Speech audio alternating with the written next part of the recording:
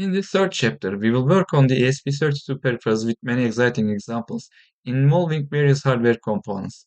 Starting from a basic GPIO example, we will explore different serial protocols like I2C and SPI by integrating various sensors and devices. The multimedia features of ESP32 S3 box Lite are also covered in the examples.